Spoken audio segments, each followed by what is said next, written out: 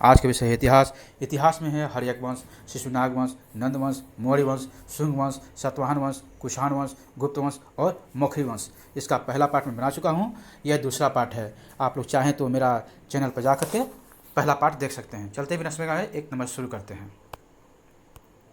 बिहार में गुप्त शक्ति का संगठन का श्रेय किसे दिया जाता है? ए चंद्रगुप्त प्रथम, बी चंद्रगुप्त द्वितीय, सी समुद्रगुप्त, डी कुमारगुप्त। तो इसका आंसर है चंद्रगुप्त द्वितीय। आगे, किस शासक ने सिंहल श्रीलंका के राजा मेघवर्मन से बोधगया में बौद्ध मठ स्थापित करने की अनुमति मांगी थी? एक बार फिर सुन ले। किस शासक ने सिंहल यानी श्रीलंका के राजा मेघवर्मन ने बोधगया में बौद्ध मठ स्थापित करने की अनुमति मांगी थी? ए चंद्रगुप्त प्रथम, बी अशोक, सी समुद्रगुप्त, डी कुमारगुप्त। इसका आंसर सी है समुद्रगुप्त। आगे, नालंदा विश्वविद्यालय के संस्थापक का युग है मतलब काल है, कौन सा काल है? ए मौर्य काल में, बी कुषाण काल में, सी गुप्त काल में, डी पाल काल में। तो इसका आंसर सी है गुप्त काल में। आगे, नालंदा विश्वविद्यालय का संस्थापक कौन था? जी हाँ, नालंदा विश्वविद्यालय का संस्थापक कौन था? ए चंद्रगुप्त प्रथम, बी रामगुप्त, सी स्कंदगुप्त, डी कुमारगुप्त। तो इसका आंसर डी है कुमारगुप्त। आगे, बोधगया के महाबोधि मंदिर की स्थापना हुई थी मतलब किस काल में हुई थी? ए मौर्य काल में, बी पाल काल में, सी गुप्त काल में, डी मौखरी काल में। तो इसका आंसर है सी गुप्त काल में। आगे, चीनी बौद्ध यात्री फाहियान कितने समय तक पाटलिपुत्र में रहा था? ए 6 महीने तक, बी 1 वर्ष तक, सी 2 वर्ष तक, डी 3 वर्ष तक। तो इसका आंसर डी है 3 वर्ष तक। खगोल शास्त्री आर्यभट्ट का संबंध बिहार के किस नगर से था? ए नालंदा से, बी चंपा से, सी पाटलिपुत्र से, डी राजगिरी से। तो इसका आंसर है सी पाटलिपुत्र से। आगे,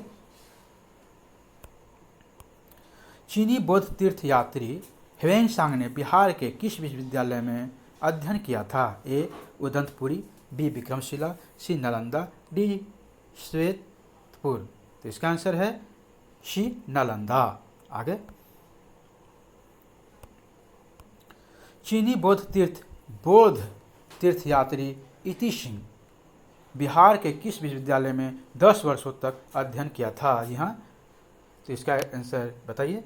ए नालंदा, बी विक्रमशिला, सी चेचर, डी उदंतपुरी। तो इसका आंसर है ए नालंदा।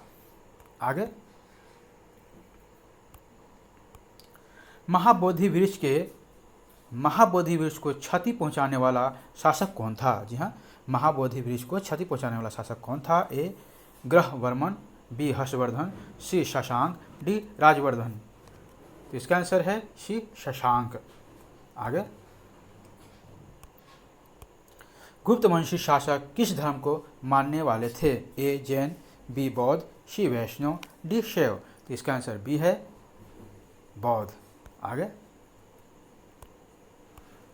मगध के किस परवर्ती गुप्त वंश का अंतिम शासक था? ए जीवित, बी माधवगुप्त, सी कुमारगुप्त, डी पुरुगुप्त। तो इसका आंसर ए है जीवित।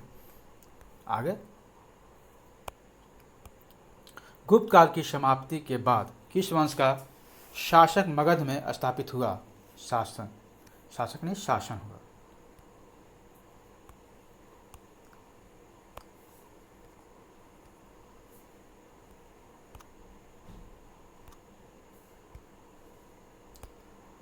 देख लीजिए, गुप्त काल की समाप्ति के बाद किस वंश का शासन मगध में स्थापित हुआ? ए हर्यक वंश, बी मौर्य वंश, सी है वंश या डी मौखरी वंश। तो इसका आंसर डी है मौखरी वंश का।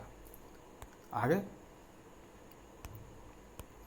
गुप्त काल में सोने की मुद्रा को क्या कहा जाता था? ए दिनार, बी करसान, सी निष्क या डी काकिन। तो इसका आंसर ए है दिनार। आगे,